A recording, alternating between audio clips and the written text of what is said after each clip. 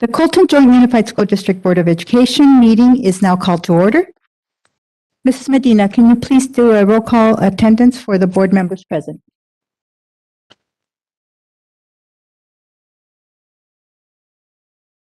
Mr. Ibarra? Present. Mrs. Haro? Ms. Doreen Ojeda? Present. Mrs. Sandoval? Present. Mr. Fuentes? Present. Mrs. Flores? Present. Thank you. We will begin today's meeting with the Pledge of Allegiance. I'd like to ask Board Member Haro, can you please lead us in the flag salute? Stand.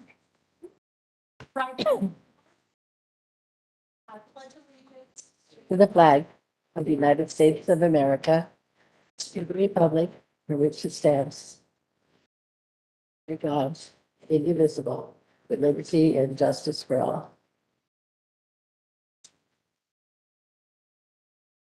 Thank you, Board Member Haro. We do have an interpreter present who is available for Spanish-speaking persons who need assistance. And I would like to ask Abigail Valdez to take the podium, please. Thank you. Me llamo Abigail, seré la intérprete de esta noche. Si necesitan asistencia, estoy en la entrada. Gracias. Muchas gracias. Moving on to item 1.3, adoption of the May 19th, 2022 agenda. I would like to ask for a motion to adopt the agenda with the following amendments. Correction of resignation effective date revised to July 1st, 2022 for classified employee 12409. Need a motion? So moved. Okay. No? Okay. I have a motion by Board Member Haro and second by Board Member Fuentes to adopt the agenda as recommended. All those in favor say aye. Aye. Nay? Okay. On motion by Board Member Haro and Board Member Fuentes, the board adopted the agenda as recommended. Moving on to 2.0, School Showcase. We have Bloomington High School presenting tonight. I would like to invite Principal Roman to introduce her students.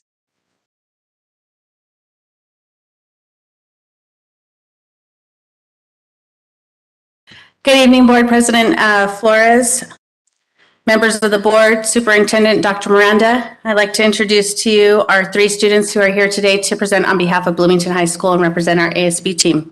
We have Valerie Moreno, a 10th grade student. All right. Brooke Sutherland, 10th grade. And Jocelyn Ramirez, 11th grade. Thank you, ladies.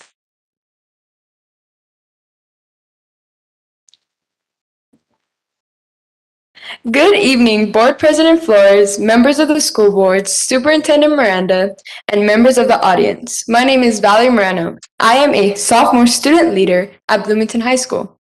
Brooke Sutherland and Jocelyn Ramirez join me this evening to shine the spotlight on our Bruin family. We are honored to share about the academics, athletics, and activities information for Bruin Country since our last visit in February. I'd like to begin by sharing some information about BHS academics. This year, we had the honor of hosting the annual Festival of Bands. It was a wonderful showcase of what our district bands have been working on now that we get to perform in person again. Our student leaders wanted to make this extra special, so we had a station for our attendees to write a note to the band member of their choice. These will be sent to each school so their band directors can deliver them. Another major academic moment worth mentioning is the WASC mid-cycle review. Since our WASC visit, we have been working on improving upon the recommendations given to us at their last visit to campus. Teachers, support staff, students, and parents worked on our report and prepared evidence that showed how we have been addressing the recommendations. The visit went well and we received a great deal of positive feedback. Next, we had the opportunity to congratulate and celebrate our students for the Semester 1 academic performance. Honorees were recognized for Principal's Honor Roll, ACEs, which is a Bruins with straight A's and perfect attendance. Many of these students were also attendants of the Tomorrow's Leaders event held at Grand Terrace High School. Our very own Haziel Leon Correa won the car this year. BHS had the most students who qualified for the event, and we also had the most winners this year. Go Bruins! We want to take a moment to mention that our local American Legion chose Lucas Carballo and Madison Lopez to attend the most respected and selective educational program of government instruction for U.S. high school students. This summer, they will attend the camp, which includes activities such as court proceedings, law enforcement presentations, legislative sessions, and recreational programs. In May, students began AP testing. Those enrolled in AP classes spent their entire year preparing for this moment.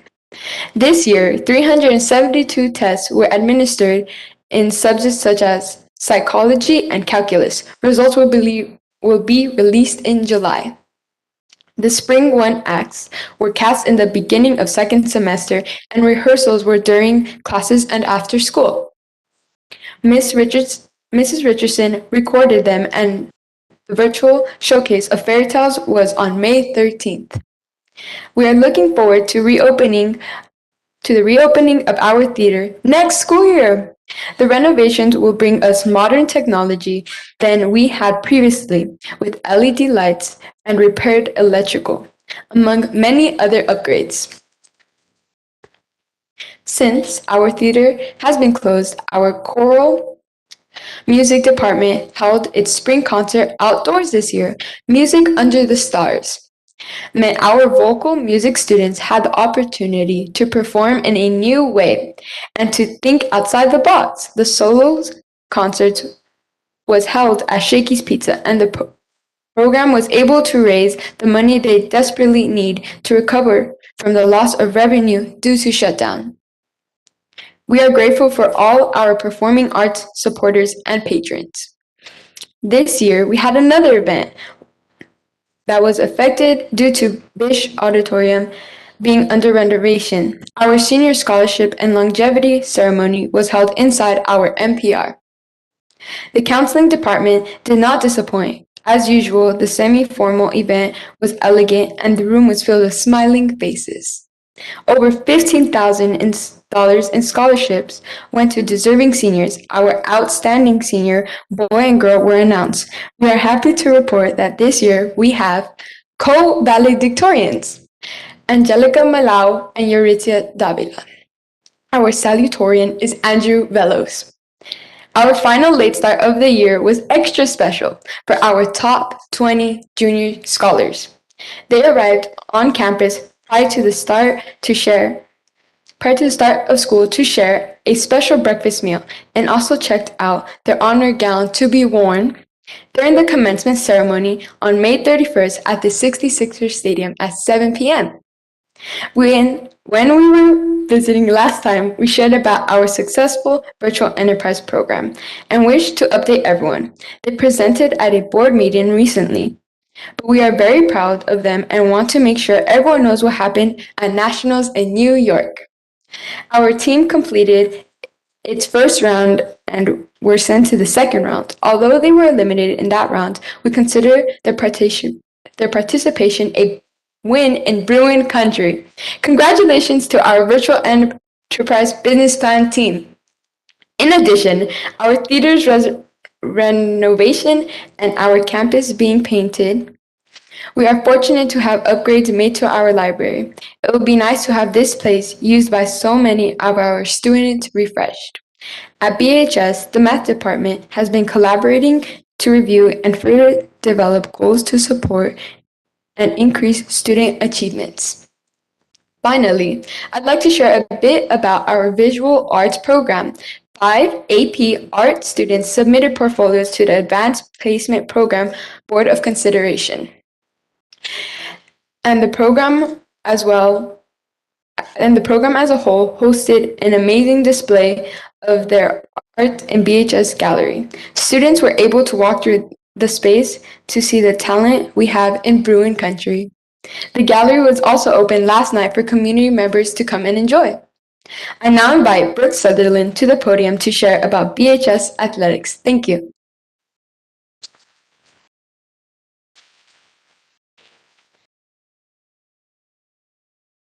Good evening. My name is Brooke, a sophomore in BHS Student Leadership. I will be talking about our athletics program. In Bruin Country, we always look forward to supporting our sports teams.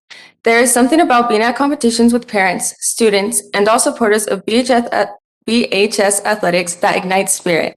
We are grateful for the opportunity to support the teams and to hear the spirited support from the stands. For our spring sports season, we have track and field, boys baseball, girls softball, and started a boys volleyball team. Our girls track and field team ended the season with a 3-4 record. The boys ended with 5-1. Finals were divided into 2 days. The first day was field finals, and the second day was the track finals. Our field finals participants competed in shot put, discus, long jump, triple jump, and high jump. For day 2, our track participants ran relays, sprints, hurdles, and distance. We are very proud of our track team. Our baseball and softball teams are the most energetic teams on campus. Students and families were seen in the stands supporting the team and cheering them on as they played throughout the season.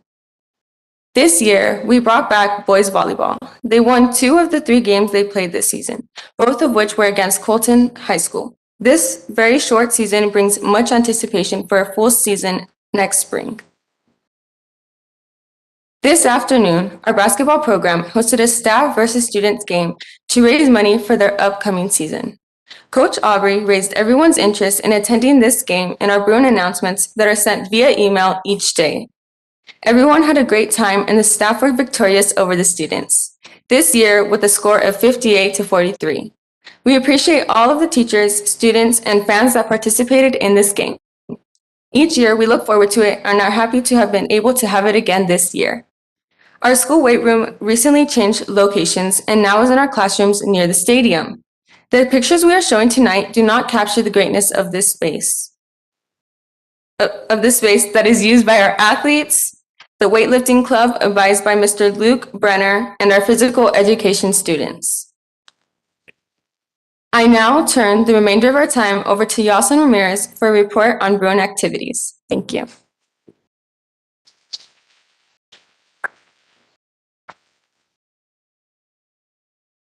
Hello and good morning. As Brooke said, I'm Yoselin Ramirez, a junior at Bloomington High School.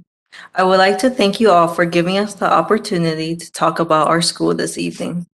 I will be sharing about the numerous activities and events we held in Bruin Country since our last visit.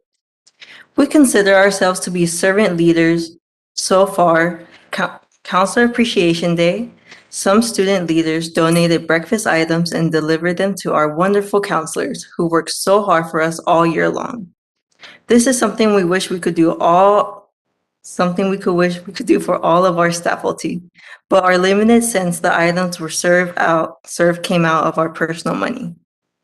We are creating a new club on campus that is called STOP, which stands for Salute to Our People. The main purpose of this club is to raise funds that can be spent on our faculty appreciation and recognition. In early April, we had Friendship Week and Random Act of Kindness Day, where students were able to make friendship bracelets and paint friendship rocks. We learned that our fellow Bruins enjoy doing crafts, so we look for creative ideas to share with them in our lunchtime activities. Just after our last high school spotlight, we hosted a skating party at Cal Skate Grand Terrace. So many students came with their friends and skated the night away. The best part was the games on and off the rink. Each attendee got a hot dog, chips, and a drink. Skate rental was also included. The snack bar was open as well for anyone wishing to grab a few more snacks such as Slurpees, nachos, and buffalo wings. A long-awaited event was our first indoor rally since the COVID shutdown. The pride, spirit, and excitement was through the roof because it was a brand new experience for our freshman and sophomore classes, and a welcome return to what our juniors and seniors have come to love about our spirit rallies. It was extra special for the student leaders because we missed decorating each of the student sections. The theme we chose for this final rally of the year was Teen Beach Movie, which ended up being a Bruin favorite. The sophomore and senior sections were voted the best by our faculty judges.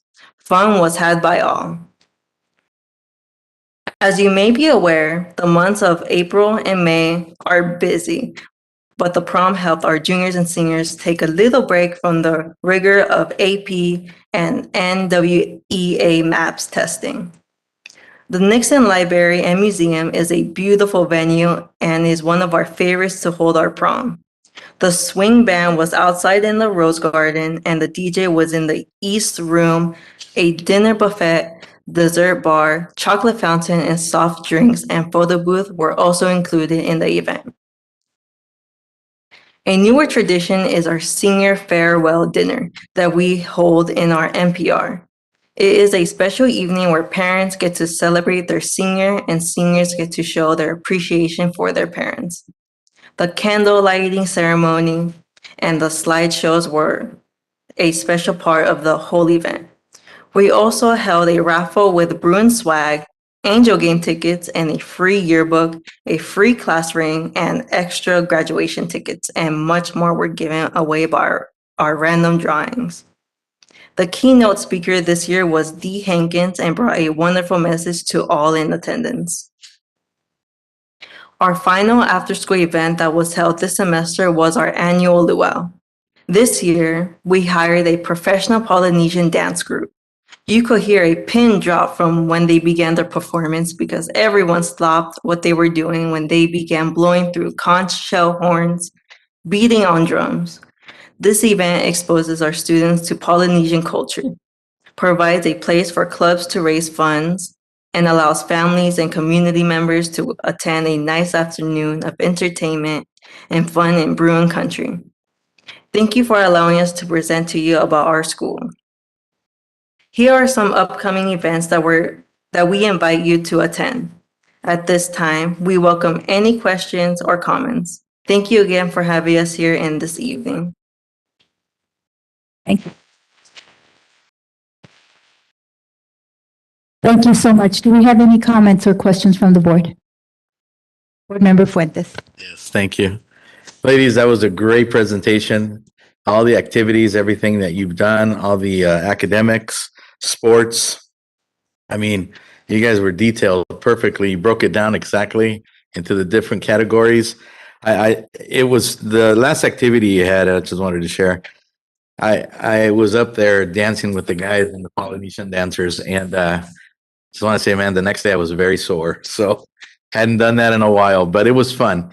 It was fun to be out there and participate with the young men that were out there, and it was fun. So I want to congratulate each and every one of you. I know you'll be juniors next year, all three, right?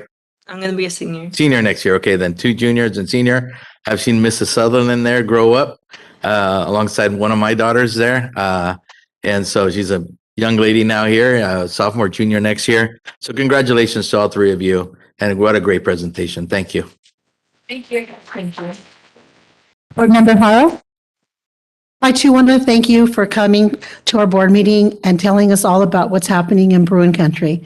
I also want to thank you and your fellow students who are in ASB and your advisor, Ms. Wright, because all through COVID, you were still doing events online to keep students engaged, and then coming back to school and trying to come up with new ways to keep students engaged. So thank you for all your hard work. And I also want to congratulate you for getting up there to speak. I always say that when we have students present, the hardest thing to do is to get in front of people and speak. It's the number one fear. And for you to get up there and speak in front of these people and us, you're conquering that fear. And I just wanted to say that it's something that what you're learning, it's something that you will use it in the future through high school, through college and beyond. So I just want to thank you for all you're doing for our Bruins. And thank you, Ms. Wright.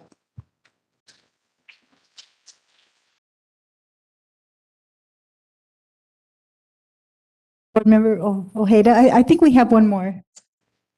Oh, I see your light. Oh, I'm sorry. I see your light. I'm sorry. I just want to make a quick comment. Now, one of you is a two juniors and a senior? Or I'm a junior. you're a junior? Oh, sophomores. Oh, so you're still going to be around. Okay, wonderful. So I'm sure next year you'll come back with all these other activities. I did have a question though on the grad walks, the visits. Can you tell us a little bit of what that entails? Okay. Where some graduates are gonna go to elementary schools and middle schools and to walk around and show, I'm sorry, like them in their cap and gown. That's what I thought, and that's a very special thing for for the seniors because they wear their cap and gown, and they just walk around the classrooms, and the little kindergartners are walking around. They see the seniors, so that's very special. Okay, well, thank you so much. Okay, now I think we're done.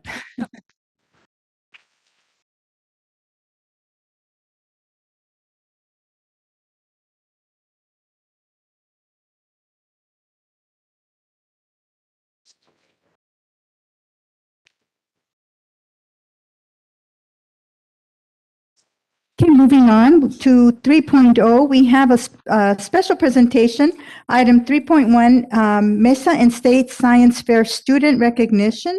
Dr. Peterson will recognize our students. Thank you. Good evening, Board President Flores, board members, Superintendent Dr. Miranda, and members of the community. It is my pleasure tonight to recognize a few of our outstanding students who represented Colton Joint Unified School District at the highest level in their respective competitions. And so our first recognition is a team of students who competed in this year's MESA competition. MESA stands for Math, Engineering, Science Achievement. And so if I could have Grant Elementary students, Guadalupe Nieves Barrios and Michaela Morris, come on up.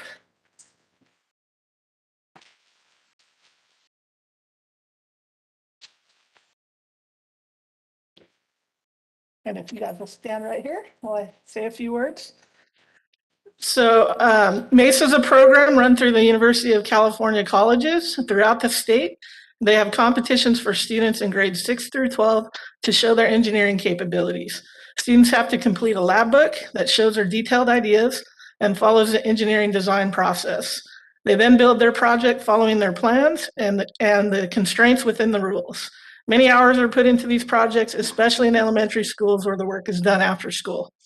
Grant Elementary students Guadalupe Nieves Barrios and Michaela Morris sent their moon-based project to the local competition at UCR in early March. Their lab book was very detailed, and their project listed the greatest impact to mass ratio, which earned them first place in the local competition. This qualified them to go to UC Irvine on April 23rd for the regional competition. This meant the students needed to rebuild their project and polish up their lab book. Again, these students spent hours after school building and polishing. All their hard work and determination paid off. At the regional competition, Michaela and Guadalupe's moon-based project earned them first place in engineering design and second place in the impact to mass ratio competition. So here tonight with Guadalupe and Michaela is her mom and Grant Elementary principal Cynthia Lopez Jimenez and her sixth grade teacher Candy Pettibon, and we all know that it takes a village to support our students in this, and so we want to also congratulate them and thank them for their support of our students. So please join me in congratulating these two outstanding students. We have certificates tonight, and they read a Certificate of Excellence. The Colton Joint Unified School District Board of Education proudly recognized Guadalupe Nieves Barrios and Michaela Morris for U.S. Grant Elementary School in recognition of your excellence in competing in the 2022 MESA Regional Championships with your moon-based project. We admire your hard work and congratulate you on a job well done. Presented May 19th, 2022. Congratulations.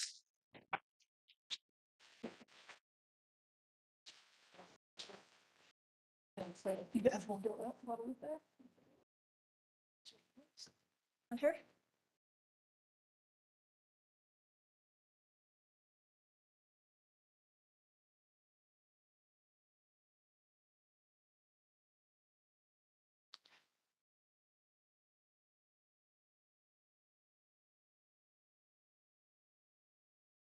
Congratulations to our two absolutely amazing students. And thank you, parents and the principal, for joining us today and bringing them. So thank you, Dr. Peterson. One more presentation. So we do have one more. Every year, CJUSD students across the district who compete in, CJUSD students across the district compete in science fair. Students who are successful place and win awards at the site level, district level, and then about 30 or so students compete at the regional science fair, and a few exceptional students make it to the California State Science Fair. For our final student award tonight, I would like to recognize one of our science fair students from Terrace View Elementary, Ava Fernkos. Do you want to come on up? And I think this is a surprise for her tonight. So Ava was awarded a gold medal in our SimCef, which is our regional science fair, and represented CJUSD on April 12th at the California State Science Fair with her project titled, "Does the Helmet Strap Affect Head Safety?" Her principal, Joanne Greer, could not be here tonight, but provided some information I'd like to read about Ava. Ava Fernkos has been a student at Terrace View Elementary since she began kindergarten in 2016. She's a dedicated and hardworking student and community volunteer. Ava participates with her Girl Scout troop in a variety of activities and service projects that make the city of Grand Terrace a better place to live. In addition to Girl Scouts, Ava participates in the school band, playing the saxophone. She plays softball, soccer, and basketball. She loves to read and is a 6th grade ASB rep this year. Ava has participated in the science fair at Terrace View every year since kindergarten. In 4th grade, she was able to attend the district science fair. She enjoyed that experience so much, she decided at that point that she was going to try and make it every year. In 5th grade, it was distance learning, but that didn't derail Ava. She was able to do a project and won gold at the district and gold at the county level science fairs. In 6th grade, after winning the Terrace View Science Fair, Ava presented her project at the district fair. Her project was selected to represent CJUSD at the county fair, where she won gold and proceeded to the state science fair. Ava also earned a spot in the Broadcom Fair, which is a national fair. The science fair was a lot of work for her, especially the last 2 years, because the process was mostly virtual and had very strict guidelines on how to present. Each fair had different guidelines, and she spent countless hours on making her presentation fit in the guidelines for each fair, district, county, and state. She is finishing her Broadcom Master's registration, which is due in June, which requires Ava to write 2 essays regarding her project. This year, Ava's science project was about helmet safety and protecting your skull and brain. Ava chose this project because she believes kids her age don't take helmet safety seriously. Ava's mom, Mrs. Fernkos, would like to thank Terrace View and CJUSD for providing a science fair opportunity to students at an early age. Mrs. Fernkos feels this really helped her child get excited and want to learn about science from K through 6th grade. Congratulations, Ava. And that's from your principal. So I present to the board tonight Ava Fernkos, and with her is her mother, Mrs. Fernkos, assistant principal, Tabrisha Lang. And a special thank you to Ava's teacher for her work in supporting our students, Holly Herrera. And so your award tonight is again a certificate of excellence. The Colton Joint Unified School District Board of Education proudly recognizes Ava Fernkos from Terrace View Elementary School in recognition of your excellence in competing in the 2022 California State Science Fair with your project titled, Does the Helmet Strap Fit Affect Head Safety? We commend your hard work and congratulate you on a job well done. Presented May 19, 2022. Congratulations, Ava.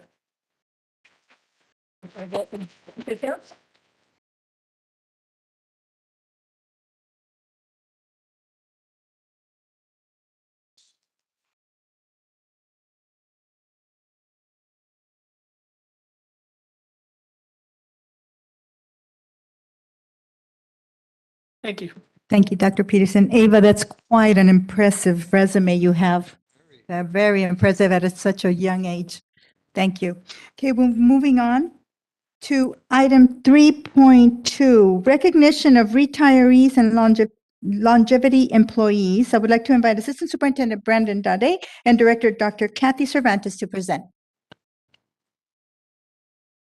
Good evening, Board President Flores, board members, Superintendent Dr. Miranda, executive cabinet members, all of our people here in the audience, and also all those who are participating virtually. It is my privilege to present the retiree awardees for the 2021-22 school year. Now, many of our awardees have opted to participate virtually, but we do have a few here this evening. And no matter what, tonight is a celebration to acknowledge and really celebrate the hard work and commitment that each of these retirees have put in for CJUSD. And so years of service will be acknowledged this evening for each retiree. And once again, as you hear the years of service, the dedication that goes into these years of service is really shows the passion and love and desire that each of these individuals have for students, staff, and our community. And so hopefully this will be an opportunity. I know it inspires me, but to inspire all others to continue their passion for students and staff and community for as long as possible before they decide to go sit on the beach with an umbrella and a glass of lemonade, right? And so for me, lemonade. All right, so we'll go ahead and start with, there was a video. Did we send that over to you? That'll just play, it'll scroll or as we read the names this evening. And so I hope everybody enjoyed the red carpet as you came in this evening. I saw a few dance moves and smiles, so we appreciate that. And I hope you enjoy your gifts and certificates that you'll receive this evening as well. And so there we go. All right, so our first awardee is Dawu Asai Bey, Colton High School teacher, 17 years. We can go ahead and he's not here virtually. Audrey Acuna, Pupil Personnel Services, speech paraprofessional, 32 years. Bonnie Aguilar, transportation, bus driver, 40 years. Maria Alarcia, San Salvador, state preschool instructional assistant, 13 years.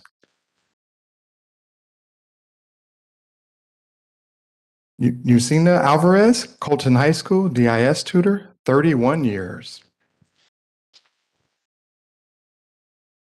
Chad Bishop, Colton High School, teacher, 38 years. Heather Butterworth, Bloomington High School counselor, 18 years. Gerald Connor, informational technology, technology support specialist, 17 years.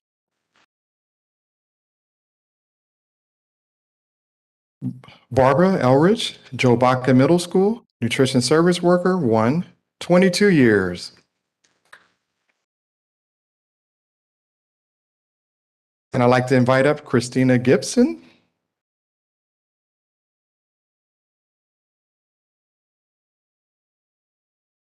Christina Gibson, Colton Middle School, noon aide, 19 years. I started in 98. 24 years. Kobe Bryant, right? Yeah. Thank you so much. And you can go ahead and shake hands if you like.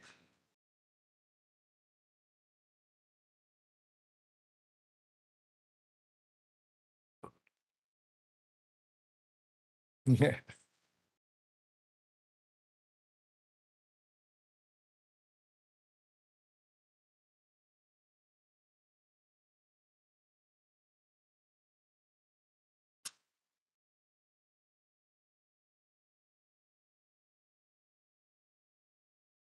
One more round of applause for Christina, please.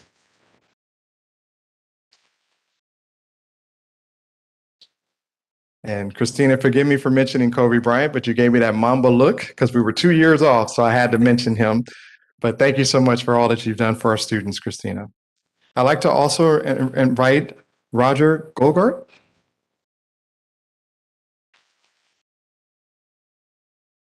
Roger, Grand Terrace High School, teacher, 20 years. Am I correct on that? Awesome, awesome. Congratulations.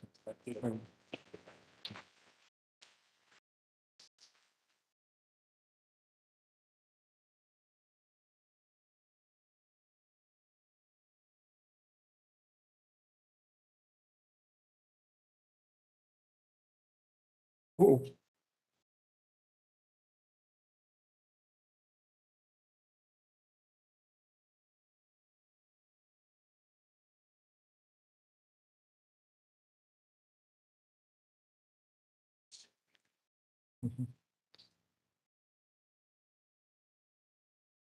And please, one more round of applause for Roger.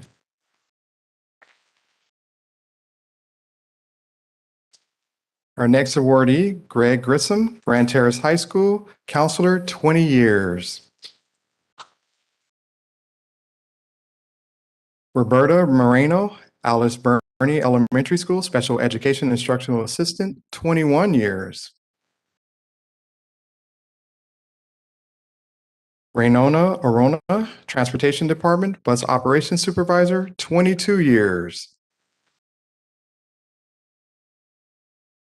Delilah Ramirez, Paul J. Rogers Elementary School, noon aide, 15 years.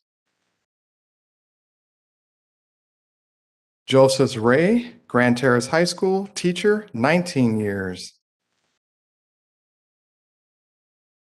Olivia Razo Dominguez, Pupil Personnel Services Department, Office Assistant, 19 years.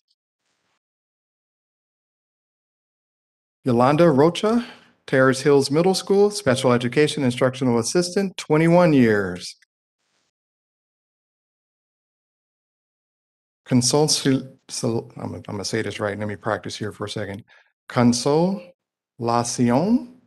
Oh, yeah, there we go. Almost there. Romero, Crestmore Elementary School, Nutrition Service Worker 1, 6 years. Catherine Sheehan, Smith Elementary School, teacher, 38 years.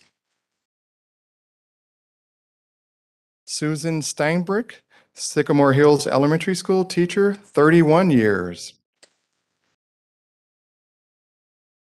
Scarlett Taylor, Colton Middle School, teacher, 19 years. Lydia Toscano, Ruth Grimes Elementary School, noon aide, 17 years. Erlinda Valdez, Bloomington High School, Special Education Instructional Assistant, 32 years. Dina Paluquis, Fiscal Services Department, Fiscal Services Manager, 3 years. Ann Walker, Slover Mountain High School, Library Media Technician 1, 15 years. James Wheelock, Paul J. Rogers Elementary School, Counselor, 26 years. Sharon Williams, Sycamore Hills Elementary School teacher, 29 years.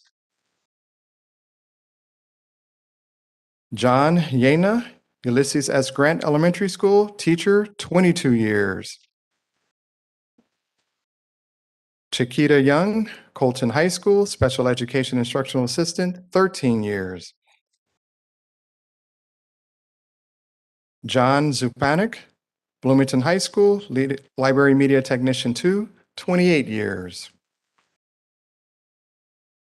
So once again, congratulations to our retiree awardees virtually. We hope that you're home relaxing, have your feet up, and enjoy the rest of your retirement time with family and friends. And now I'll turn the time over to Dr. Cervantes.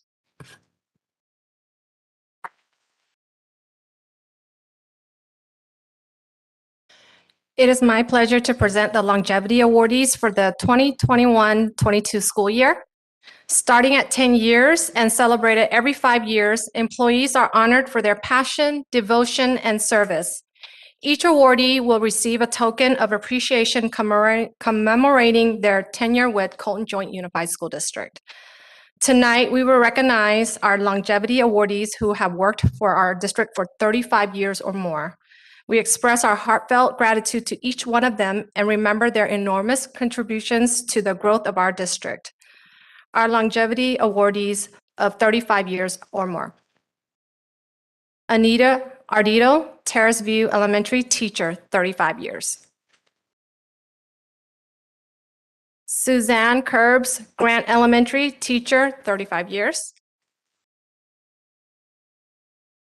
Karen Myers, Grant Elementary teacher, 35 years. Lisa Padilla, Bloomington High School teacher on assignment for English, 35 years. Jacqueline Ray Grimes, elementary teacher, 35 years. Diana Chardine Smith, elementary teacher, 35 years.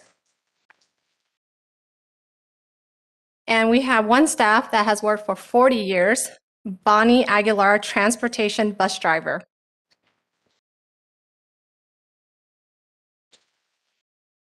Congratulations to all of our longevity awardees. Your contributions to the CJUSD team are invaluable. We thank you for all of your years of hard work and commitment to providing the best for our students and families. Colton Joint Unified School District is grateful for everything that you have done in your roles and look forward to many more years to come. Congratulations. Thank you and good night. Thank you. Thank you for that. And on behalf of the Board of Education, congratulations to all of our retirees and our 35 and 40-year recipients for that award. Thank you so much for your dedication. And good luck and have fun. Moving on to, we have a public hearing, 4.0.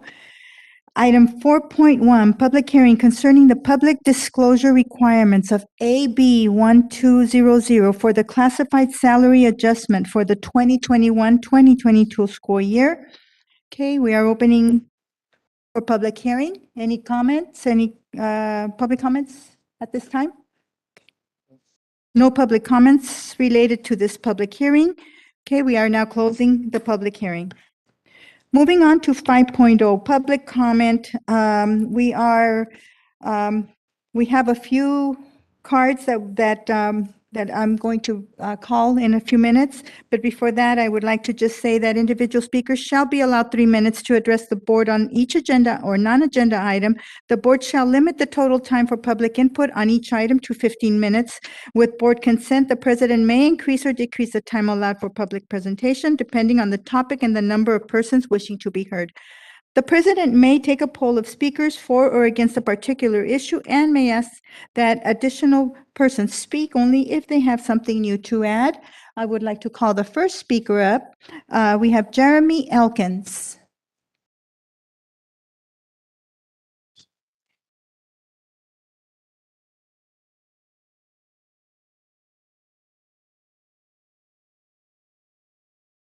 Good evening, everyone. My name is Jeremy Elkins, and I'm an employee of CJUSD. I spoke at the April's board meeting about discrimination that I've been experiencing from M&O's management team. I specifically mentioned on what I was called by M&O's maintenance manager, a cancer. After calling me this, he said CJUSD needs chemo. That statement could be perceived as a threat, but I didn't take that route. I gave CJUSD the benefit of the doubt, thinking they would handle this. I was wrong. Since I spoke at April's board meeting,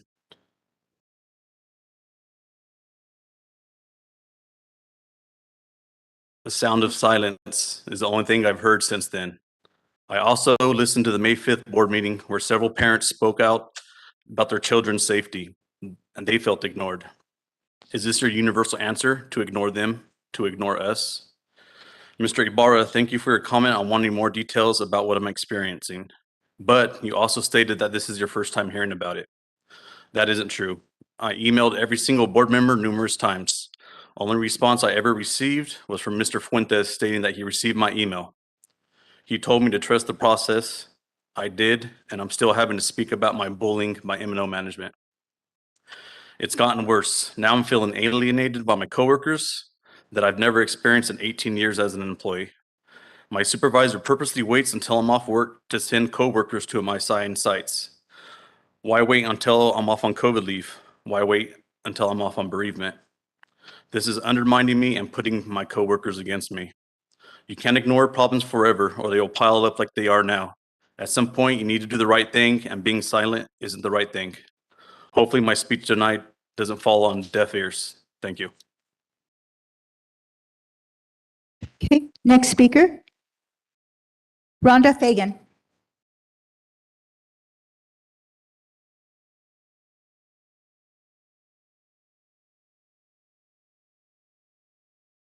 Board, Dr. Miranda and everyone else Present. I'm Veronica Fagan, resident at Address Grand Terrace. I said I was going to write some stuff down, but I usually do off the fly, and I'm going to do less than 3 minutes, and I hope this isn't my last time with you guys. As much as I love to take my time, I find it a great waste, probably like Jeremy, to come before you all. Did I notify each one of you? No, that's just not my style. There's 4 things I absolutely have to say in the last 2 minutes or so that I was disturbed with at Bloomington High School under the dereliction of duty and the negligence of your principal, site designee, Yvette Roman. 2 things that were very concerning as far as when I was just working for you all were the fire safety issue. I've actually talked to another adult who's associated with the Colton Fire Department, but I haven't put anything in writing. While there, I constantly heard bells ringing for fire drills, and I thought someone was pulling the bells as a student. And several students told me that no, it was a normal thing for fire alarm bells to go off. And I said, my God, what about the cry wolf issue? What about when there's really a need of an active shooter or an actual fire or a reason to empty out the place? And the student's like, well, Ms. Fagan, it's just they're broken and we're just used to it. That's pretty much the paraphrase of what I was told. I was shocked. Also, during a devious licks challenge, which I didn't know what that was, but you should get hip on that, 1 or more students stole a fire hydrant from one of the teacher's classrooms. I subbed for that teacher, let's say month 1 and month 3, I think it was, the fire hydrant had not been replaced. You can buy a fire hydrant at Home Depot for probably $49.99. We could take it out of Frank Miranda's salary because we know he's making a whole lot of money. My problem is, in those 2 months, have there been a fire in that classroom or anything that had happened, active shooter, any reason to have put a fire out, there wouldn't have been a hydrant in that classroom. I should have told someone, but it was Yvette Roman's duty as principal and site designee to deal with that. What a shame. 2 more things, and I've told people in the community and they're shocked. In one classroom, as there is a separation of church and state, and I believe in it. So I don't put my cross and my commandments and my pictures of Jesus in classrooms. I don't expect there to be demonic symbols or anything else. There is a classroom when I was there that there is a mock or a full Ouija board on the wall. Any person I've told in this neighborhood, what is a Ouija board from a teacher named Ms. Gentile doing in a classroom? People were shocked. Also, in another classroom where they were reading, I think, a theater story or some kind of English story, they were talking about whips and chains. Listen, I don't roll like that because my stuff is good, but that's probably what some of y'all do. But what does that have to do with children, 14-year-old children in a classroom reading material that has to do with whips and chains? I've also told that to people in the community. They're realizing that there's dereliction of duty at Bloomington High School, again, under Yvette Roman. As my last 25 seconds, I have been sickened to come here. I think there's good people who work for your district. I'm listening to the years. I think there are people who are abused, such as I, but yet you guys don't care, and you don't care about Jeremy. So I'm listening to the 32 years and the 25 years and the 18 years. I think it was people who kept their head in the sand.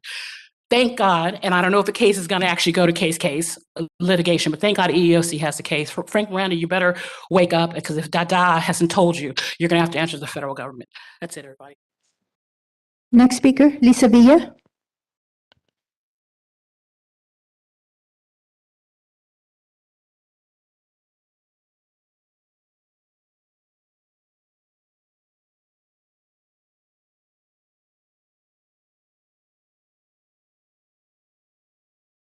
I'm Lisa Villa, and I'm from Colton.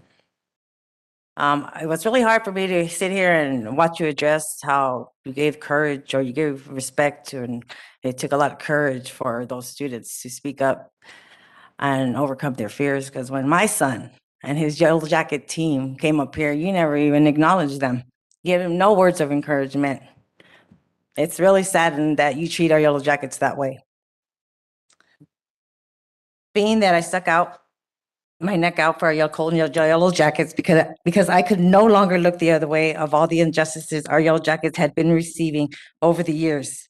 It gets worse. It got worse and worse every year. And you, the Colton School Board, have allowed our Yellow Jackets to continuously be disrespected, despite the facts you were given. Although I believe Mr. Abbott is the answer to our prayers, he has a lot of work ahead of him. As you know, I also decided to speak up as an employee, and I'd asked you to look into the leadership of our security management. You have allowed our security managers to bully, have personal vendettas, be unprofessional on a daily basis. I've asked you to look into them several times, but nope, things are still the same. Student and staff safety is crucial at every single campus. You allowed security supervisors to unjustifiably transfer me from the site that I applied to be at, the site that I love, and you allowed them to tell me that I was not fit for Colton High. But wait, I'm fit for Colton Middle School students? Don't those students matter? It is you, the Colton School Board, that should be held accountable for this unprofessional behavior by the security managers to continuously happen. Not one person knew how I felt as a parent or as an employee while I was working at Colton High. So that is not a reason they could use to justifiably transfer me. I only recently became public with my opinion long after they transferred me. I will never get these years back with my son being at Colton High School, and I will never forgive you for that. I will never get over the fact that you are robbing me of this precious time. Do not tell me that any of us do not use our positions for perks. You yourselves use your positions to enjoy your children. Why am I not allowed to be where my children are? Or I just had 4 granddaughters graduate from Colton Middle School, and I'm purposely put out in the parking lot. I even asked to be where I could hear their names be called out. And 4 granddaughters is pretty epic, in my opinion. And I was put out in the parking lot, as usual. How you continuously allow this discrimination towards me, I have no idea what I've done. I've only recently spoke up, so I don't know what I did prior to that. Thank you. Thank you. Okay. Moving on to item 6.1, California University Pre-Kindergarten Planning and Implementation Grant Program from Ed Services Division. I would like to invite Assistant Superintendent Dr. Peterson to introduce Dr. Hyder. Thank you, Board President Flores. I'd like to introduce Dr. Syed Hyder, who will be making our presentation tonight. Good evening, Board President Flores, board members, Superintendent Miranda, and members of the audience. It is my pleasure today to present the Universal Pre-Kindergarten Grant application for your approval. Next slide, please. I will start with some highlights from the vision statement of the CJUSD UPK grant program. Children will develop a love of learning, have positive associations with school, and gain feelings of self-esteem. We will offer a variety of rich, nurturing, and hands-on learning experiences. Students will receive high quality of learning experience throughout the day. Some of the key features of this plan include transitional kindergarten for all 4-year-olds by 2025-26. Parents are able to enroll students in TK preschool and after-school programs. Eligible TK students are able to remain in school up to 9 hours daily. And you heard about this at a presentation at the last board meeting from our SIA department. We are working in collaboration with the ELOP program for this. Next slide, please. As you have heard before, as part of Universal Transitional Kindergarten and UPK, there are significant changes coming to the Transitional Kindergarten program. As of now, the average classroom size for Transitional Kindergarten is 24 students, and it's for students who turn 5 between September 2nd and December 2nd of the school year. Moving forward, every year, the birth date will be extended by 3 months. So by 2025, all students who turn 4 by September 1 will be able to enroll in TK. Starting next year, the adult to student ratio in a TK class will come down to 1 to 12. It is possible that the ratio will be lowered to 1 to 10 if additional funding is allocated. Next slide, please. Here is a snapshot of how the UPK program will look like in Colton School District. So for example, if you are looking at Crestmore Elementary, it has a TK class, a preschool class, and starting next school year, it will also have ACES after school program for TK and K students.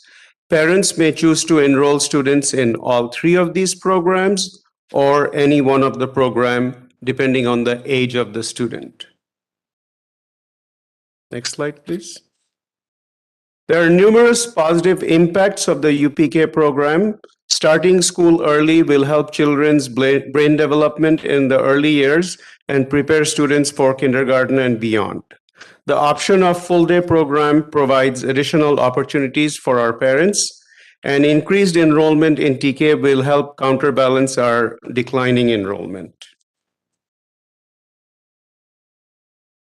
Because many of aspects of this program is new, we are planning a variety of communication strategies so that parents are aware of all the options.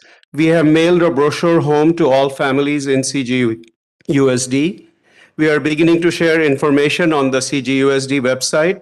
We are also planning to share information via social media.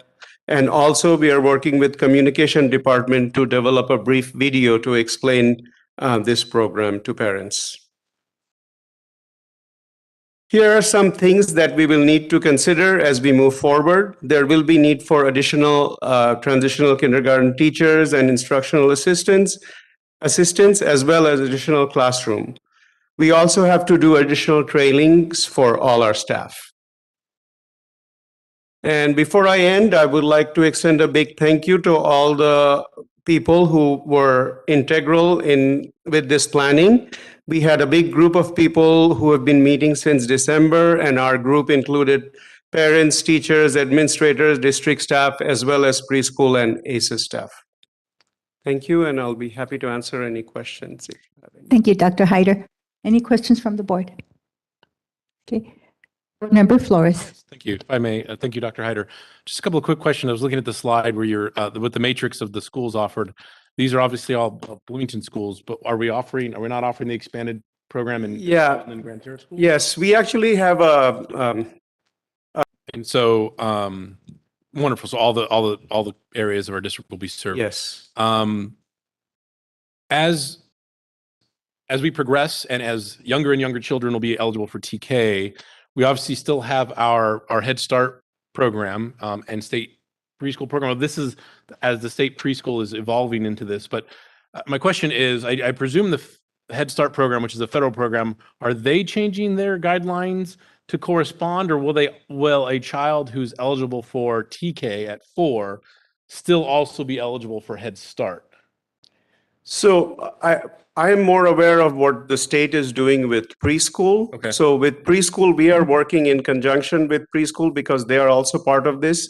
What the state is recommending is make preschool more open for 3-year-olds. And so that's what we are looking at. We will try to recruit more 3-year-olds because at this point there are more 4-year-olds in preschool, but we'll try to recruit more 4-year-olds so that we can start early because brain development happens before children turn 5. And also we are planning different collaboration activities between our preschool, TK, and Think Together staff so that we can work together and support each other in this process. Okay. And that's important. I think my question is, are we looking to direct those kids that are eligible for TK to the TK programs, freeing up then more spots in our Head Start program, for example, for the even younger kids? Because I think we can start as young as 3 with our Head Start program. And so that'll expand the opportunity for the little ones to get more exposure early with a lot of that, the early learning, and then direct them. In other words, are we competing with ourselves by still offering classes for those 4-year-olds at Head Start while offering TK, or are we looking to complement it by shifting those seats? We are trying to complement and expand. My goal and our goal, the team feels, we want to increase the number of students participating. Even now, we have more seats in TK available than the number of students we have. So we want to advertise this and increase the number of TK students, increase the number of preschool students. So that's the directive from the state, is a focus on more 3-year-olds for preschool. But the state is very clear. Parents have the choice. If a parent feels that, hey, I like San Salvador, I want to send my students to San Salvador, we cannot say, no, you have to send your kids to TK, even if they are. We may guide them to free up more space for 3-year-olds, but they do have the choice. Final decision is theirs where they want their kids to. And if we follow this program, there will be some students who will be both in TK and preschool. Okay. We don't know how many, but that option is available as part of the 9 hours of experiences we are planning to provide for our students. Okay. And unlike Head Start, or I believe the original, I'll say, or existing state preschool program, there are no income requirements for this TK program, correct? TK program has no income requirements, and preschool does have income requirement, but it's pretty high. But what I'm hearing some good news, and I'm working with Mrs. Williamson from San Salvador. There is a new provision coming from the state that if in any school district area, wherever 80% of the students are free and reduced lunch, preschool will not have any income requirements. So we are still exploring this. So if this happens, then for most of our students, preschool will be available for all students in our district. So that'll be all the preschool, state preschool slots. Head Start still has its requirements. Yeah, Head Start's requirements are fairly rigid, and they are kind of hard to work with. And that's okay, because they not only allot for income requirements, but they want, I believe, 10% students with disabilities. So, and for that, they don't require income qualification. So, but that's good to hear, because I think part of the challenge that I've encountered, I certainly experienced this as a parent, and I think a lot of folks do, where you may not qualify for state preschool or Head Start because of your income, your over income, but going to paid preschool or paid early education program is really expensive. And so we have a lot of families that are caught in between, and so their kids don't have an option of going to a preschool or early education program. So this really opens the door. And I think that's where if we're going to go and advertise this, really make sure it's known that this is a come one, come all, as long as, look at the birth date and line it up, but it's not something that you're going to be turned away from because of, income or something along those lines. So, okay. That's exciting to hear. So really every student will have an opportunity at early education in our district, which will be great. Okay. Thank you. Yeah. Board Member Doreen Ojeda. Has the state provided standards for the individual levels and curriculum, or what are we using for that? They don't have explicit standards for TK, but we are going to be using the DRDP we have to meet some of the DRDP standard, like what they use in preschool, but they provided different guidance document to plan.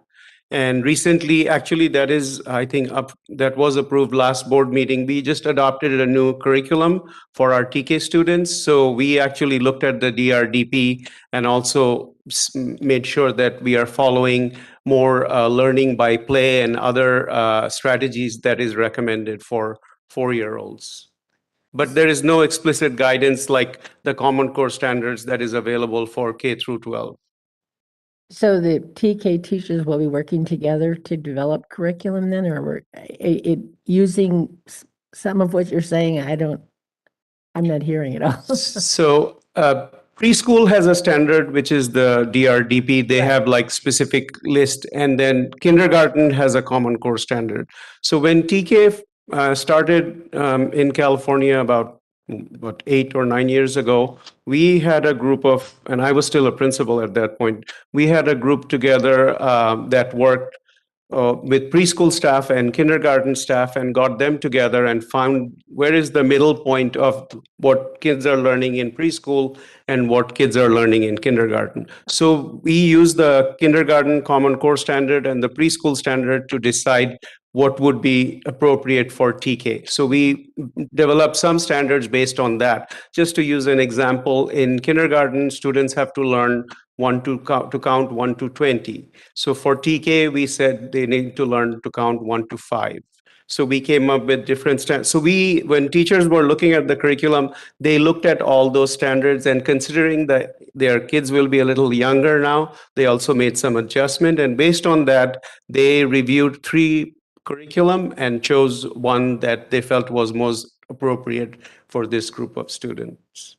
So they will be following most of the curriculum, but we are planning to, throughout the year, using some of the funding from UPK, we will be providing different trainings for our teachers so that they are prepared to work with these small kids. Thank you. Okay. I just had a comment, Dr. Hyder, on the first slide, where you indicate the vision. I want to just thank you, because I really like the way you've included the vision statements, right? You took it right from the vision and in developing these programs, this is front and center. So my comment is just, that I really appreciate you including this in your presentation. So thank you. Thanks. Thank you. We are moving on to action items. We have items 7.1 through 7.54. Would any board members like any item to be considered separately? 7.4 and 7.5. Okay. Okay. Okay, I would like a motion. I'm asking for a motion to approve items 7.1 through 7.3, 7.6 through 7.54. Okay, I need a motion for approval. Okay, Ms. Haro, and second by Ms. Sandoval. Okay. All those in favor say aye. Aye. Opposed? Okay. On motion by Board Member Haro and Board Member Sandoval, and carried on a 6-0 vote, the board approved action items 7.1 through 7.3 and 7.6 through 7.54. Okay. Now we have item 7.4. Would like a motion?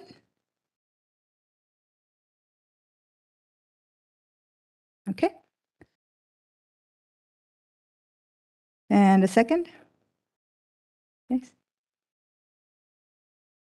Okay, we have a motion by Board Member Flores and second by Board Member Sandoval. I'm sorry, we need a discussion, correct, before we do this? Okay. Second by Board Member Sandoval to approve action item 7.4. All those in favor? Say aye. Nays? Okay. On motion by Board Member Flores and Board Member Sandoval, and carried, and we have 5 votes for yays and Board Member Haro dissenting on this item. The board approved action item 7.4. Item 7.5, I need a motion for 7.5. So I think it was 7.45. Oh, Then, can you, did we do them together? no. Apologies. Okay, we have a motion and I need a second for 7.5. Okay, Sandoval. Okay, on motion by Board Member Flores and second by Board Member Sandoval to approve item 7.5. All those in favor say aye. Aye. Nay? Okay. On motion by Board Member Flores and second by Board Member, by Board Member Flores and Board Member Sandoval, the motion is carried on a 5 votes and with Board Member Haro abstaining. Okay. Not abstaining, dissenting. My apologies. Okay. Moving on to administrative reports. Are there any questions on item 8.1, approved disbursements? Okay. Item 8.2, facilities update. We do not have a facilities update. Item 8.3, ACE President Parachi had to leave, so we do not have one from ACE. And we have CSEA update. I would like to invite President Guadarrama to present.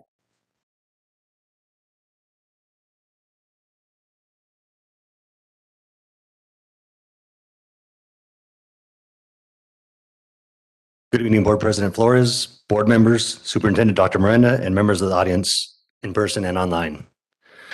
I would like to begin by thanking and congratulating all of our retirees and longevity members. Your years of dedication and hard work are greatly appreciated.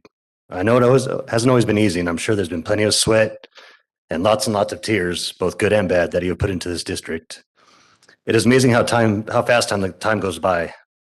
I've been here going on 15 years, and it's hard to imagine 25, 30, 35, 40 years. It's pretty amazing. So again, congratulations to those members. Those of you retiring, your knowledge and experience or expertise and just yourself in general will be missed.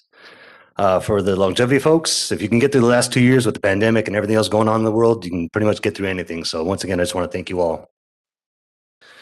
A quick update on negotiations. On May 6th, we concluded negotiations for the 21-22 school year. Again, we had lots of good dialogue throughout the session, and I believe we accomplished a lot. I look forward to starting negotiations on the upcoming school year as soon as possible, as there's still a lot of room for improvement. And I would like to take this time to recognize Classified School Employees Week, which is May 16th through May 20th. The theme this year is We Are Classified, We Bring It Every Day. And I know our teachers have a mission here at CJUSD to prepare students to be future leaders, thinkers, and productive members of society, and they do an amazing job. It is my distinct privilege to represent nearly 1,200 classified members here at CJUSD. And I want to let my members in the audience and all those listening online that we as classified employees play a vital role in supporting that mission. From the beginning of the student's day to the very end, we are there. When the students need a ride to school, we are there. When they walk through the front office, we're the first ones to greet them. When they're looking for a healthy, delicious breakfast, we are there. We make sure their attendance is taken care of, records are updated, we're there. Making sure the classrooms, school sites are clean, comfortable places for learning, we're there. When it comes to ensuring that their campuses are safe, we are there. If they do happen to get sick or hurt, we're there. When they're looking for a healthy, delicious lunch, we are there. Making sure all the technology they use for learning is operational and up to date, we are there. Then when they need a ride home from school, we are there. So I just want to remind everyone that even though sometimes it may not feel like it, you do play a vital role in the bigger picture of our students' success. And that's it. It's good to see everyone. Thank you and have a good evening.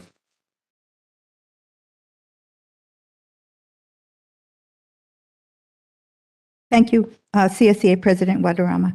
MAC update. No MAC update. ROP update. Thank you, Bertha. As I mentioned last board meeting on the 11th, am I right, the 11th? Is it the 11th? The excellence? No. I forget what day it was, to be honest with you. The 11th, it was the 11th, huh? We had the Evening of Excellence at Cone Ranch Chicaipa ROP. We had our board meeting, very quick, but we also celebrated the ribbon cutting of the purchase of 2 buildings. And I mentioned that, that's unprecedented for ROP to own their own facilities. So that was really a good thing. We celebrated 50 years of CRIROP. And we also celebrated our students by offering a number of $1,000 and above scholarships throughout the 3 districts. And one of the things that I liked hearing was that I heard Bloomington, Colton, Grand Terrace quite often. So our students actually did very well. But also, I just want to take this opportunity to thank Pat Harrow, Israel Fuentes, and Dr. Frank Miranda for being there at that ceremony on that day. It was truly wonderful that we had an opportunity to present and represent our district to the community and communities of 3 school districts that create the big face of what learning is about in this community, in this whole area. And just so that we can always remember that they being CRIROP plays an integral part in helping our students make choices, prepare for careers, and ultimately making college decisions. So just want to say thank you to all those who support CRIROP. Thank you to Dr. Miranda for his support as well as the whole board. And all we do to help Cry Out feel comfortable within our district, because they really, really do feel comfortable, and they oftentimes are indicating that all our staff welcomes them as part of our staff as well. So thank you very much for that. Okay, thank you. I just wanted to say also, you thanked Dr. Miranda, but I want to thank Dr. Peterson and also Ms. Parachi for attending too. We really appreciated the attendance by Colton. Thank you. Moving on to Superintendent's communique. Good evening, Board President Flores, board members, and executive cabinet, and members of the audience that are out there and virtually. Good evening. Just a sidebar, the Cry Rope event, as Board Member Ibarra and Board Member Haro mentioned, what a amazing event for our students. And as Board Member Ibarra stated, and you heard the Grand Terrace kids, Colton kids, Bloomington kids it was just amazing. It was my first time attending, so it is a night of excellence, and just proud to be there and to see our kids just do amazing things at Cry Rock. So it's a phenomenal partnership, and I just admire the leadership that we have on our board to make that happen for Cry Rock. So that was a sidebar there. So let's move on to the next slide there, please. On that note, yeah, so I think we skipped one. You want to go back? There you go. Okay. Yep. So as the board knows and is aware, the board conducts an annual self-evaluation, and it's a process that the board uses to demonstrate accountability to the community, and also to ensure that the district governance team effectively supports student achievement and also the attainment of the district's vision and the goals. So the board recently received their self-evaluation paperwork along with the timeline. Our facilitator, Dick Bray, will be facilitating the board self-evaluation. So at this time, I'm proposing the following dates in June, and this is about the time that we do it. And so I know it's another night for the board, but I think it's an important night. So those are the dates are up there: Wednesday, June 8th, Monday, June 20th, and Tuesday, June 21st. So I'd like the board to consider one of those nights for the board self-evaluation. I need June 21st. Are these, I know you looked at these dates. Is there any other dates? Because all of those dates, there's a board meeting that same week. So that's 2 board meetings in 1 week. Yeah. I mean, just wondering. Were these Dick Bray dates that he was available? Okay. Or these are the dates that our facilitator was available? Ms. Board Member Thoring Ojeda, you mentioned a date? The 21st. The 21st. Does that work for everyone? I will be out of the country for the latter part of June. I apologize. So the only date that works for me. Now, not that, I mean, if I'm the only one and it works for everybody else, that's understandable. So the 8th is the only date that I'll be of the 3 that are up there. So, but again, if that works for everybody, on my account, please don't. The 21st? Okay. It looks like the 21st will work. Okay, so we have the 21st. I appreciate that. And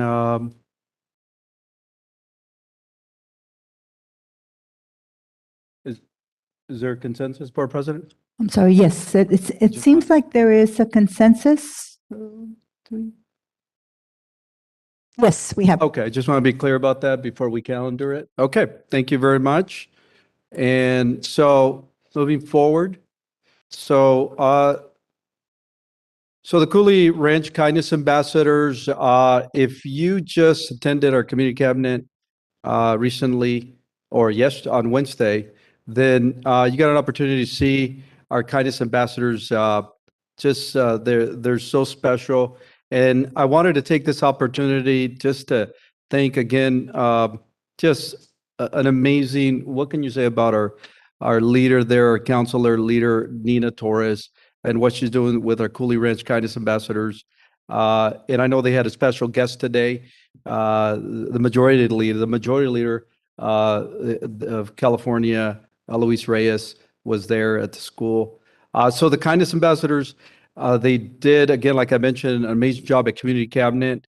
And we were able to hear firsthand the amazing work from the ambassadors and what they're doing, not only for the school, but the community. So the ambassadors recently also performed at the LA County Fair, and that was this past weekend. And they showed off their talent and spreading the kindness. So I know that they also put together a rap. I didn't know Nina also is a rapper. We learned that too, and so she's just amazing, and the kids are amazing. So I want to thank Nina, of course, the parents, the students for what they do and their talents. So thank you on behalf of the Board of Education. You see a picture of the kids there, and they are so special. They make us so proud, and they give us our why, as Nina put it, in the community cabinet. And then just the last slide for tonight on hashtag CJUSD cares. The senior awards events are happening, and it's just awesome. I've been able to attend some of them. I recently attended senior awards night for Bloomington High School, and just to celebrate their accomplishments. What a great way to end the school year, to see all the recognition and the awards, and just an honor to be there and to present some of the awards. So I want to thank the high school principals, the assistant principals, all the staff that puts together. There's a lot of work that goes behind the scenes to host events. The classified employees, there's no way that it's going to happen because they're the ones who are setting up, putting everything together. And so I want to thank them for putting together for our students. And when you see the students coming up the stage and getting their awards and getting their medals, is just amazing. You just can't help but there's just to think the amazing things that these kids are going to do in the future, because the future is bright. And to see that what they're just look forward to see what they're going to accomplish. So they've been truly joyous events. You see the families, you see the parents. I look out on the audience and I see the parents and I see their faces, I mean, light up. And and what I think for me, I think about is hope, because I think about there's so much hope and there's so much gratitude for the parents of what we do here in the district. And you cannot leave that room without being inspired, because that's the next day you get up and you say, let's do this again for our students. So again, to all of you that put this together, can't wait for graduation, because again, that's the culmination. I got to throw that plug in there. We just can't wait for that, because we just can't wait to see all the graduates. And thank you for your hard work to everybody. Congratulations on your accomplishments. The valedictorians at Bloomington High School, I mean, the GPA was like 4.8. One was going to attend UCI, University of California, Irvine, right? I believe that's the home of the Anteaters. Great school. And then the other one is going to UCLA to study microbiology. Wow. I mean, if that doesn't inspire you or pump you up, I don't know what else does. So thank you. Thank you, everybody, for these great events that are happening across the district. And it's amazing. So with that, thank you. Thank you, President. Dr. Miranda. Thank you. Board member comments. Board member Thoreen Ojeda. I too want to make a comment about the community cabinet children that were there. I was invited earlier this year to the Kindness Ambassador program and had such a great time. But when I saw them on the screen that day, I was like, it warmed my heart, because I'm missing that so much. It was interesting because I took a blurb that I had gotten on Facebook, I guess, I don't remember. And I put it on Facebook, and some of my former teachers commented on it and called me about it. One of them in particular lives in the Cooley Ranch area, and she was so excited. So I invited her to go with me next year. I hope that's okay with Nina. But she is just couldn't believe what a wonderful opportunity that is for kids and what a positive climate that school must be. So I was really tickled that our school district, touched somebody that really knows my heart too. So that was really exciting. I'm looking forward to graduations. It's an exciting time for kids and for us too. It's a happy time and a sad time too, because that's the last time they're going to see their friends. My 50th class reunion should have been 2 years ago, but because of pandemic, it's going to be held this summer. And I'm kind of sad that I don't get to go. It's too far and I can't fly anymore. So, but these kids are going through that, and who's to say what the world will look like 50 years down the road? Like, it's changed so much since Vietnam and all those things that we went through when I was a young person. So I'm excited for the kids. It'll be a fun time, and it'll be a real celebration, because this has been a real tough time for our students and for our teachers. And I'm looking forward to celebrating with them that through it all, they've made it and they're graduating, and they need to be proud of themselves, and we need to celebrate them. So I'm looking forward to that. Thank you. Thank you. Board Member Ibarra. Thank you, Bertha. Just as Joanne mentioned, this is the time of the year. It's amazing how quickly this year's flown by, and I think that thought every year, the last 10 years, as it seems like it goes faster and faster. But regardless of all the difficulties we encountered here in this district, as I take a look around the individuals that are here and that are not here, I think about the strength that our district has in the people that we have employed. Our people are the finest, dedicated individuals that I've seen in about 30 years of educational career myself. We have individuals that truly, really believe in what we're trying to accomplish here and work very diligently and very hard to make sure that all our students perform at the best that they can. It gives me a lot of pride to be part of this Board of Education, and even though I know that there's times that they're difficult and people have problems and issues, and because nothing's ever perfect, but what I lean on is the fact that the people that I've worked with over 26 years as a board member here, and I could think of not only the ones that are sitting at the table here, that are out in the audience, and those who have been here in the past. We've been fortunate enough as boards, any board, to have some quality people to go to when those individuals have issues and problems. And that's what's made us as strong as we have been over these years. And let me tell you a little bit of what I mean about that. There was a time where I would have never thought that I would get phone calls from board members from Redlands Unified asking for advice. I get them.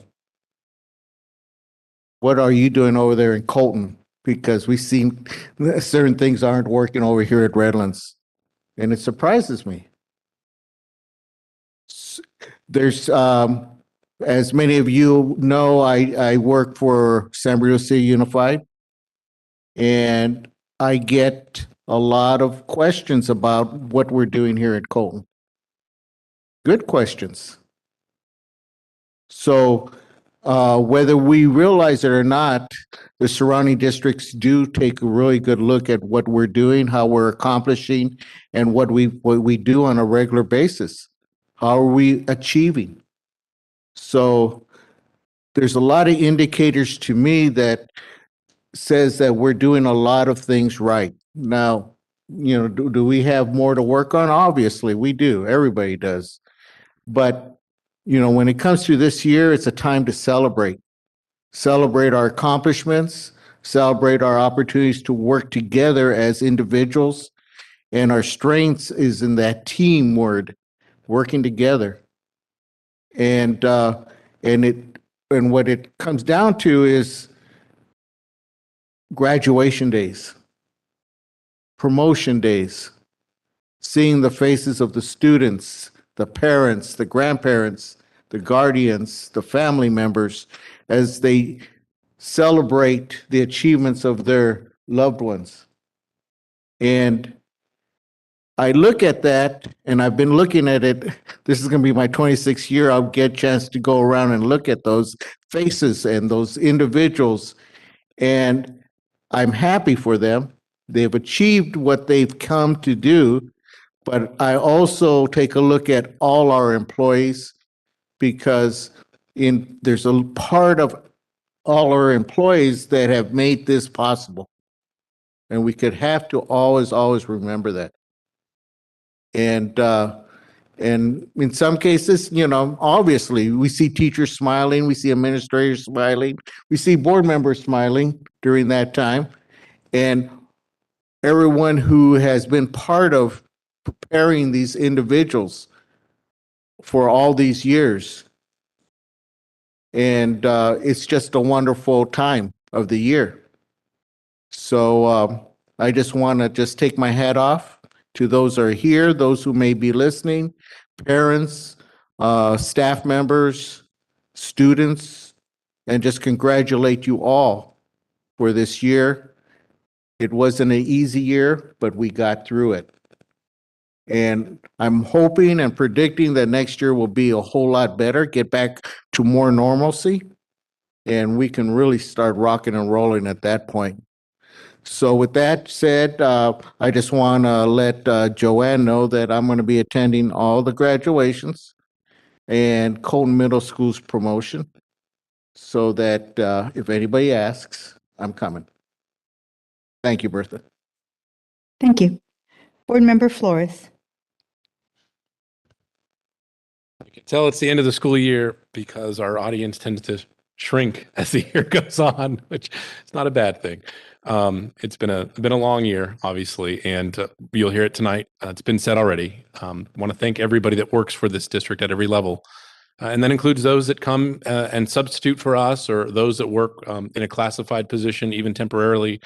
You're part of this district, 100%. And it's been a really difficult couple of years, but I think in some ways this year might have been even more difficult than the year we spent in distance learning. And we've seen that. We've talked with the counselors about that at the previous meeting. So the beautiful thing is we have an opportunity to take a bit of a break and hopefully come back next year recharged and ready to make big strides forward. And that's the wonderful thing about this opportunity, with 1 year closing and a new chapter beginning. So I'm grateful for that. This is our last board meeting before graduations, right? It's hard to believe that they're here already. So we'll obviously have all of our congratulatory remarks for the graduates and their families, and I'll reserve that for that time. But I want to thank everybody for what you've had to endure throughout this very challenging year, and enjoy the summer, and look forward to seeing everybody on the other side of that. And lastly, I just want to wish a happy birthday to my 11-year-old son today, Toby. He's all of 11. And wish him a very happy birthday. So I look forward to hopefully catching him if we're out of here early enough before he goes to bed. So we'll see. No pressure though, guys. Board Member Sandoval. Okay. Board Member Haro. Thank you. I did want to touch on, Dr. Miranda spoke about the Kindness Club.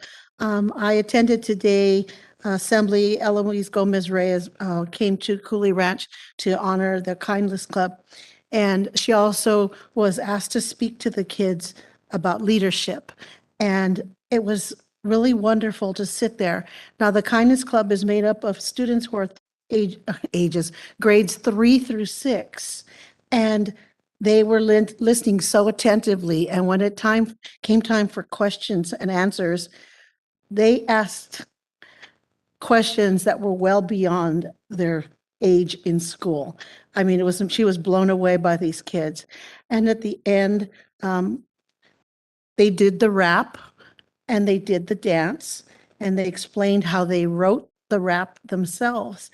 And it was just really great to see these kids in action and how much she was just, they appreciated her being there and the kids appreciated it. I also, I went to the Bloomington High School Art Gallery. And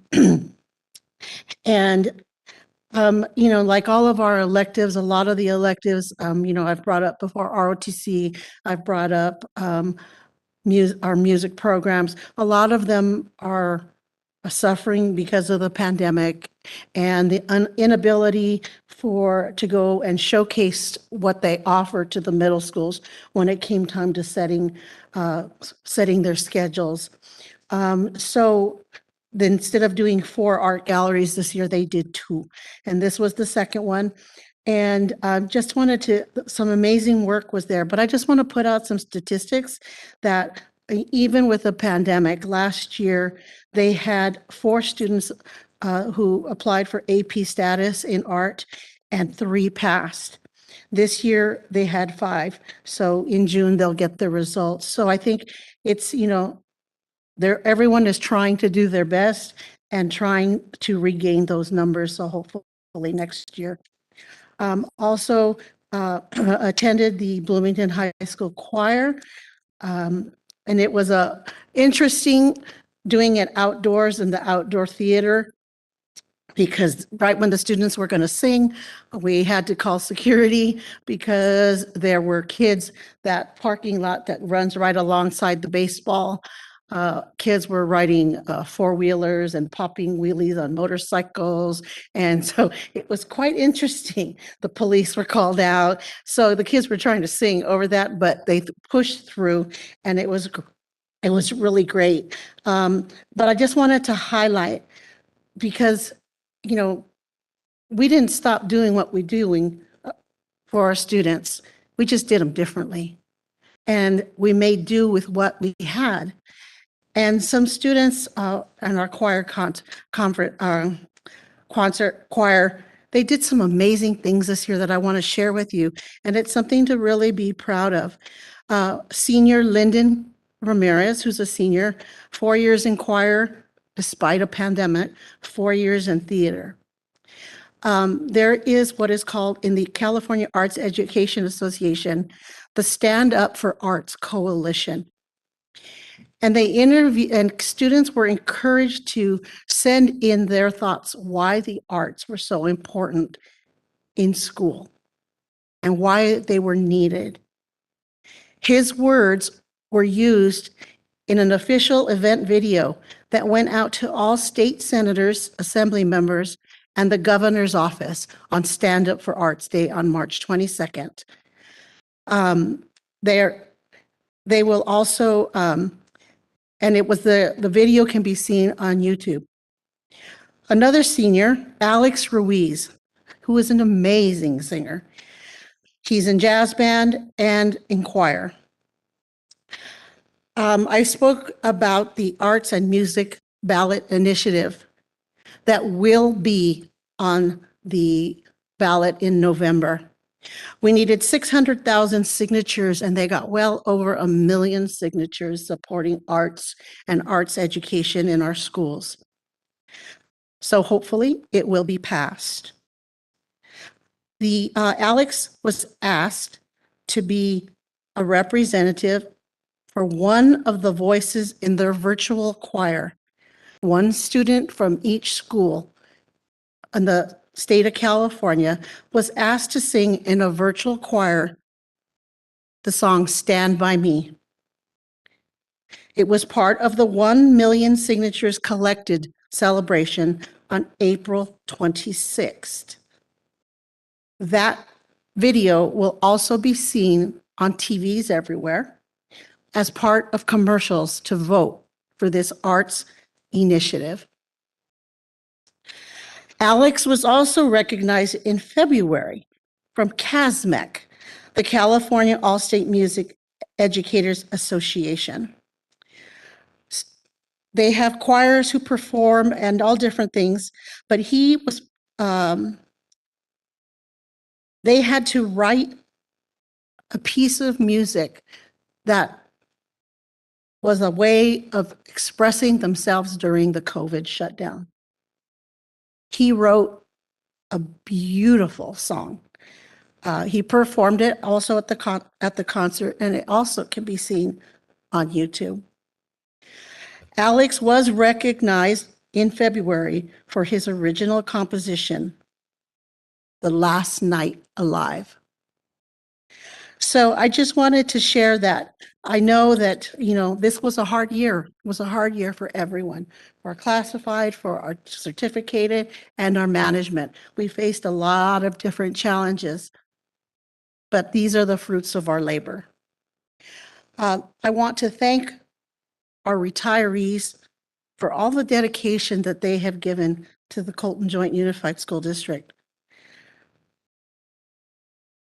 All of their sacrifices and hard work is truly appreciated, not just by this board and not by just by our management team, but all the students in this district that they have affected. I also want to congratulate our longevity awardees. It's not, in this day and age, I know when my dad was working, he was a welder, and he retired after 45 years with United States Steel. But you don't see people staying in jobs anymore for a long time. They move around a lot.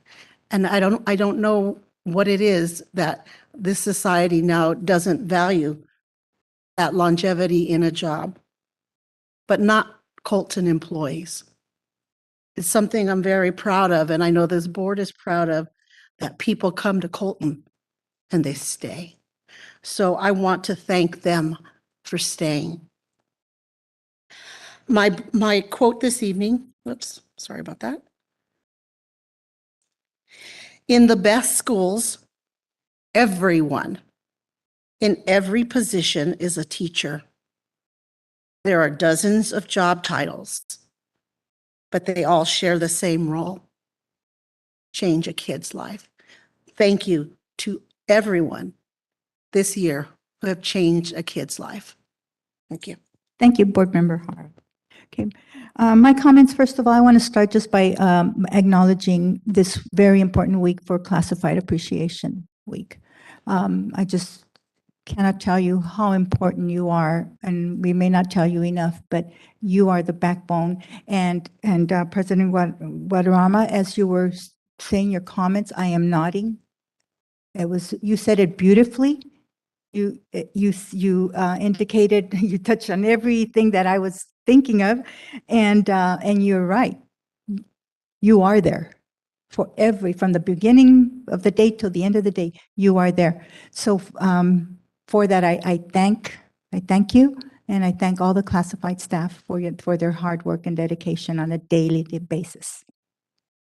My comment tonight also, I would like to bring back the naming of the building at Colton High School for Dr. Tom Rivera.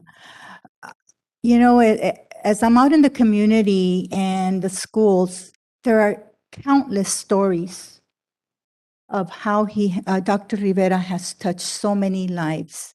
I mean, just as recent as yesterday with Dr. Nina Torres, I had no idea that he had also touched her life. And this is ongoing.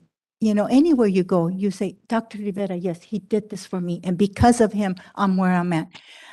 And what I would like to propose, and with board consensus, of course, I would like to somehow formally acknowledge all the contributions that he has done, that he did in our community, all the lives he has touched, to prepare for, naming a building after him. So what I would like to propose is to direct the superintendent to put together a resolution,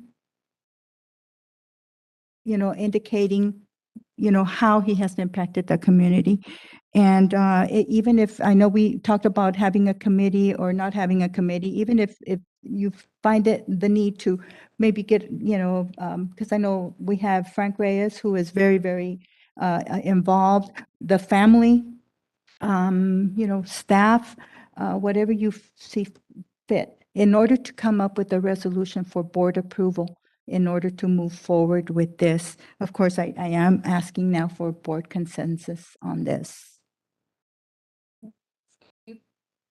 Are you asking for a resolution to move forward with the committee or the naming?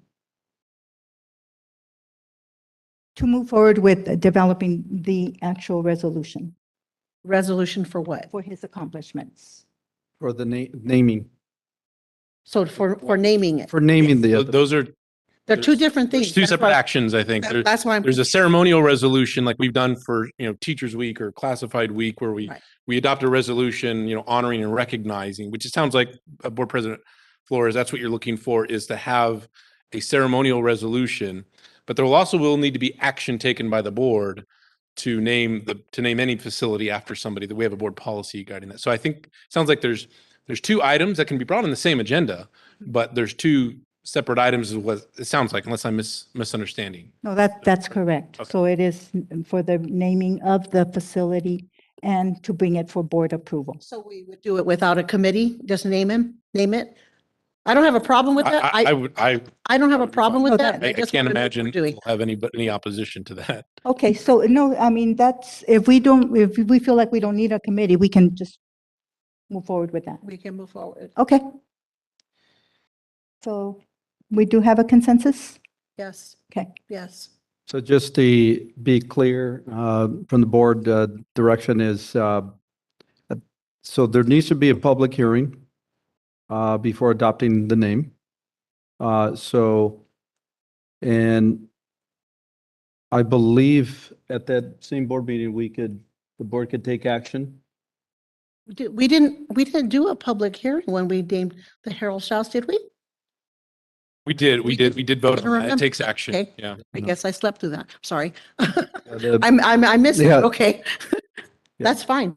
Whatever. Or policy, do. requires Whatever we public hearing. Let's just do it. So we'll have the public hearing at the same time, bring the action item and the resolution. And in terms of timeline, I would probably recommend to bring that sometime in July, the July board meeting. Give us time to put together the resolution and have it ready. And we'll probably, the hearing, we'll have that. And then we're thinking when students come back in August, then we can have definitely a ceremony to honor Dr. Tom Rivera. If that's the board's wishes, we'll move forward. All right, very good. Thank you for that. Okay, we are now adjourning into closed session to discuss items listed on the closed session agenda.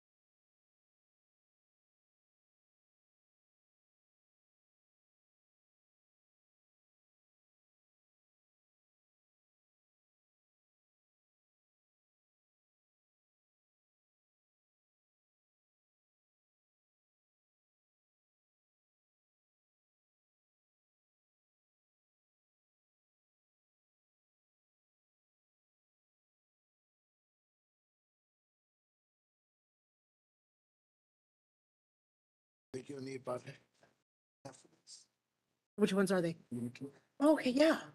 Yeah.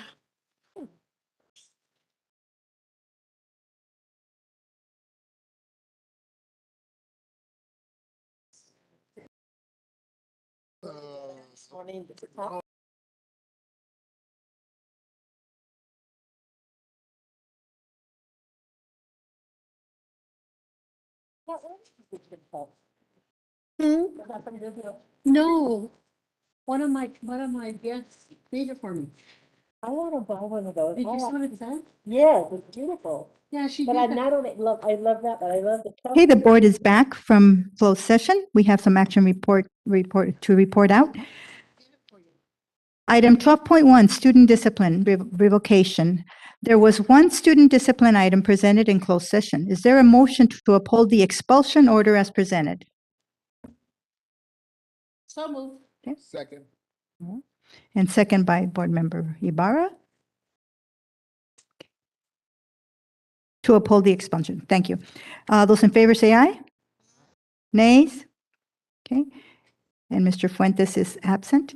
So on a motion of Board Member Haro and Board Member Ibarra and carried on a 6-0 vote with Board Member Fuentes absent, the board upheld the expulsion order of the one student discipline item as presented. The student number is 104-49748. Item 12.2. After conferring and meeting in closed session on a motion by Board Member Flores and second by Board Member Ibarra and carried on a 6-0 vote with Mr. Fuentes, Board Member Fuentes absent, the board approved the settlement agreement of litigation in case number CIVSB 2028104 for employee number 10037. Item 12.3.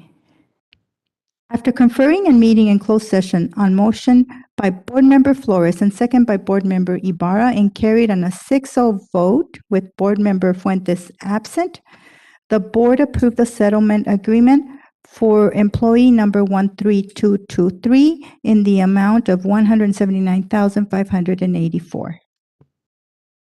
Item 12.4. In closed session on a motion of Board Member Haro and second by Board Member Ojeda and carried on a 6-0 vote with Board Member Fuentes absent, the board appointed Charles Neighbors, principal of high school at Grand Terrace High School. Item 12.5. In closed session on a motion of Board Member Ibarra and second by Board Member Flores and carried on a 6-0 vote with Board Member Fuentes absent, the board appointed Dr. Wendy Moore, Director of Language Support Services. We are adjourning at 8:36.